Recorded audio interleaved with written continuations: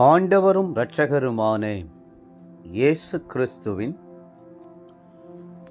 ஈடு இணையற்ற நாமத்தில் அன்றன்றுள்ள அப்பம் வாசகர்களுக்கு எங்கள் அன்பின் வாழ்த்துக்கள்.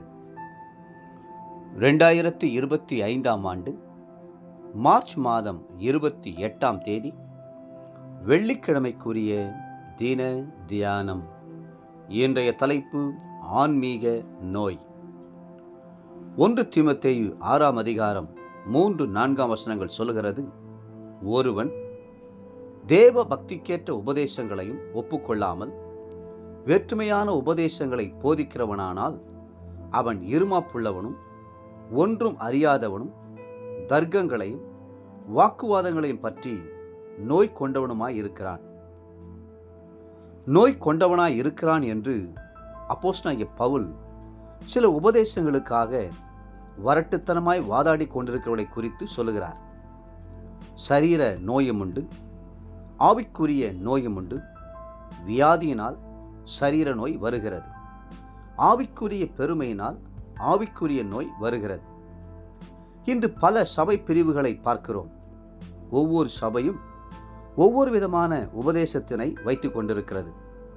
சில சபைகளுக்குள் நுழைந்துவிட்டால் அவர்கள் மற்ற சபைகளை தாக்கி பேசி மற்ற உபதேசங்களை எல்லாம் தவிடு பொடியாக்கி தங்களுடைய உபதேசமே பெரியது என்று சொல்லி அன்பே இல்லாமல் வாதிட்டு கொண்டிருப்பார்கள்.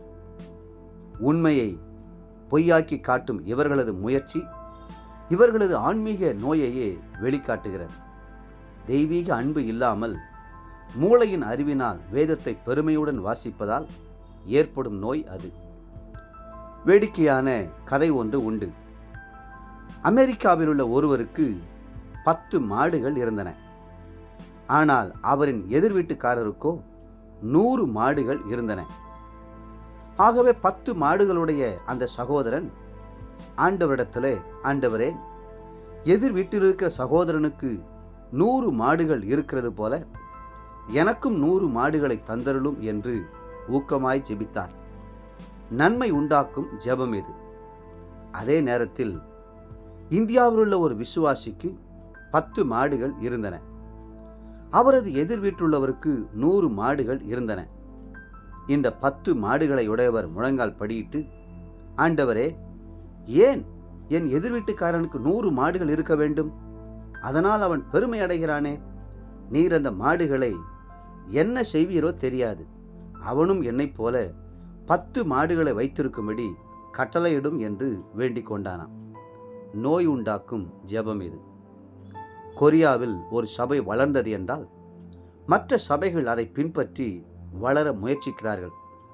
ஆனால் இந்தியாவில் ஒரு சபை வளர்ந்தது என்றால் மற்றவர்கள் அந்த சபையை உடைப்பது எப்படி என்று யோசித்து கொண்டிருக்கிறார்கள்.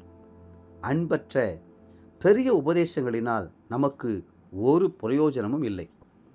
கிறிஸ்துவின் நாட்களில் அவரை தேடி வந்த கூட்டத்தை 2 பிரிவுகளாக பிரிக்கலாம். ஒன்று, அவரிடத்தில் நன்மை பெறும்படியாகவும் சரீர நோய்கள் சுகம் பெறும்படியாகவும் ஆசீர்வாதம் பெற்றுக்கொள்ளும்படியாகவும் வந்த கூட்டமாகும்.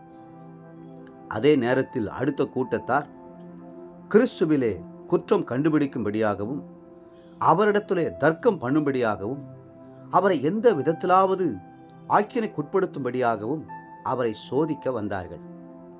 தேவப்பிள்ளைகளே, தெய்வீக அன்போடு கூட கர்த்தரையும் விசுவாசிகளையும் சபைகளையும் ஊழியர்களையும் நேசிப்பீர்களாக. இன்றைய நினைவிற்கு ரோமர் 5:5, நமக்கு அருளப்பட்ட பரிசுத்த ஆவியினாலே தேவ அன்பு நம்முடைய இருதயங்களில் ஊற்றப்பட்டிருக்கிறபடியால் அந்த நம்பிக்கை நம்மை வெட்கப்படுத்தாது. இன்றைய வேத வாசிப்பு காலை நியாயாதிபதிகள் 4, 5 மற்றும் 6 அதிகாரங்கள், மாலை லூக்கா 4 அதிகாரம் 31 44 வசனம் முடிய. அன்புக்குரிய அன்றன்றுள்ள அப்பம் வாசகர்களே, மீண்டும் உங்களை வாழ்த்துகிறோம். தேவனுடைய அன்பினால் நிறைந்திருங்கள். எல்லோரையும் நேசியுங்கள். கர்த்தர் தாமே உங்களை ஆசீர்வதித்து மென்மேலும் உயர்த்துவாராக. ஆமீன்.